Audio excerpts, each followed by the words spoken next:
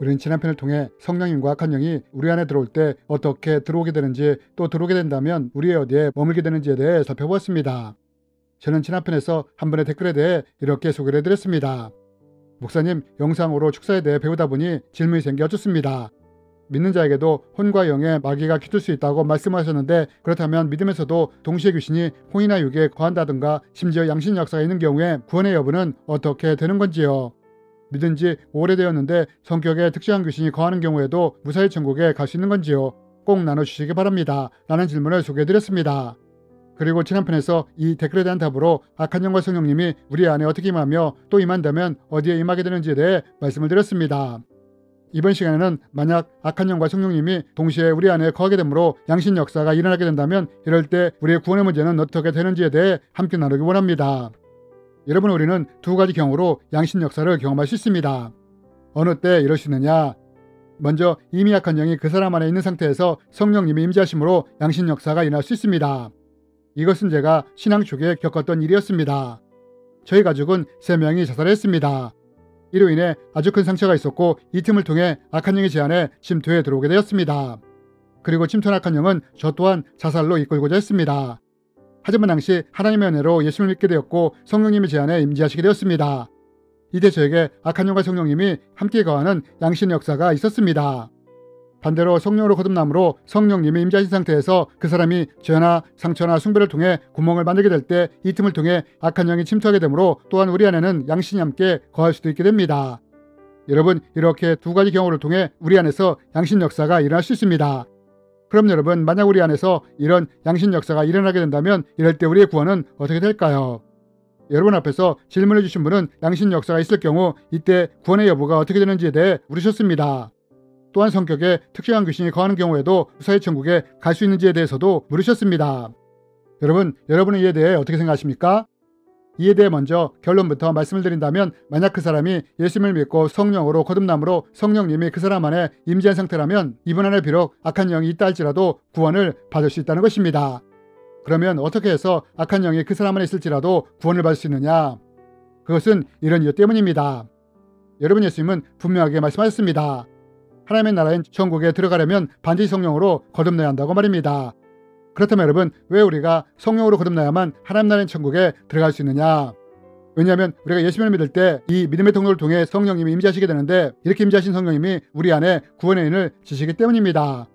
그리고 우리가 이 인치심을 받은 후 끝까지 성령님과 동행하게 될 때 우리의 생명이 당하는 구원의 날에 우리가 구원을 받게 되는 것입니다. 여러분, 이것이 바로 구원을 받는 원리인 것입니다.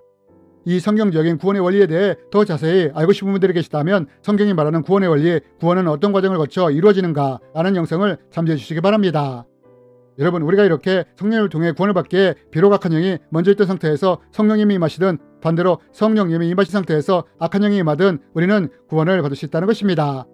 저희 경우에는 이미 악한 영이 거하고 있었지만 성령님이 임재하시면서 저희 상태를 치유해 주셨고 상처 속에 숨어있던 악한 영을 쫓아내 주심으로 양신 역사가 사라지게 되었습니다.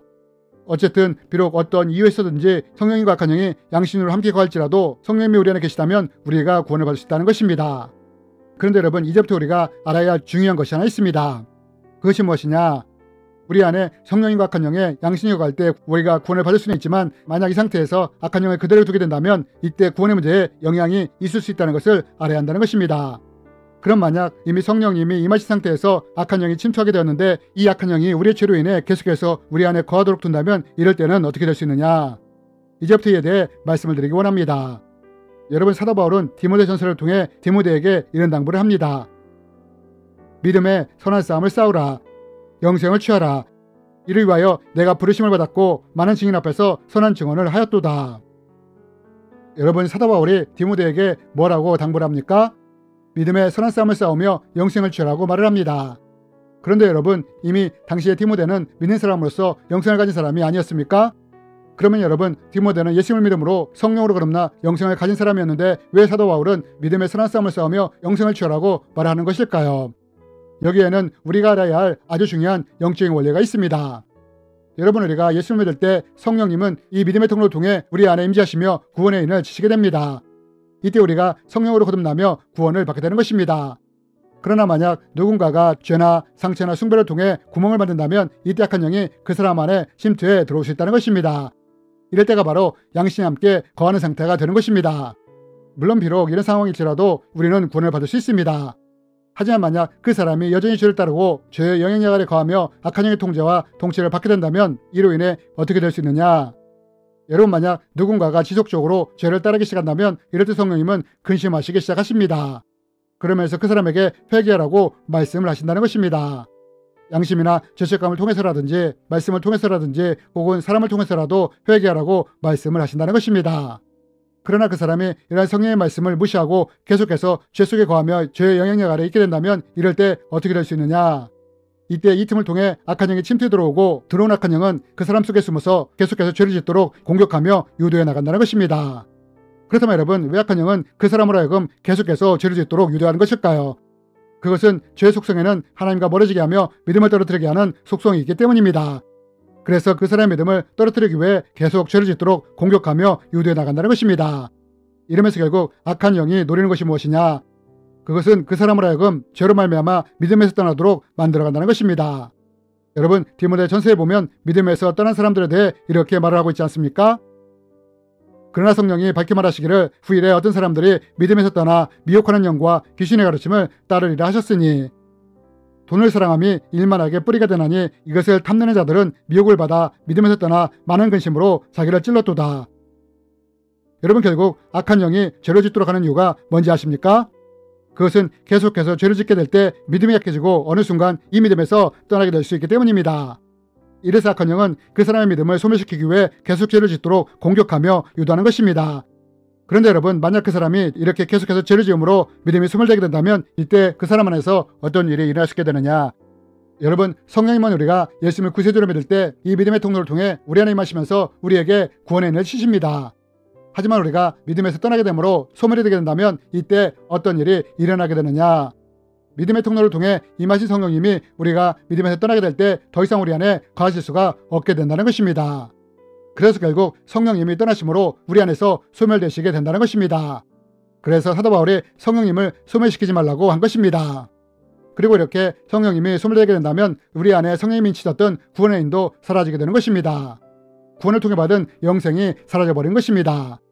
여러분, 이런 이유로 사도 바울이 디모데에게 믿음을 떠남으로 영생을 잃은 사람처럼 되지 말고 끝까지 믿음에 서는 사람을 함으로 영생을 취하라고 권면을 한 것입니다. 그러므로 우리는 이것을 기억해야 합니다. 만약 성령님과 악한 영의 양심 역사가 있다면 이럴 때는 여전히 우리에게 구원의 인을 치신 성령님이 우리 안에 여전히 거하신 상태이므로 이때 우리는 구원을 받을 수 있습니다. 그러므로 이럴 때는 우리가 성령의 뜻을 따르고자 애를 쓰며 우리를 거룩하게 유지함으로 죄나 상처나 숭배의 집을 짓고 있는 악한 영을 쫓아내야 합니다. 그리고 이것이 바로 우리가 해야 할 믿음의 선한 싸움인 것입니다. 하지만 만약 누군가가 성령님이 아니라 죄를 따르며 악한 영의 공격을 지속적으로 허용하게 된다면 죄로 인해 우리의 믿음이 약해지게 된다는 것입니다. 결국 이로 인해 믿음에서 떠나게 된다면 이때 성령님이 떠나시며 우리 안에서 성령님이 소멸되게 되심으로 구원의 지심도 사라지게 된다는 것입니다. 결국 이로 인해 구원을 통한 영생도 사라지게 되는 것입니다.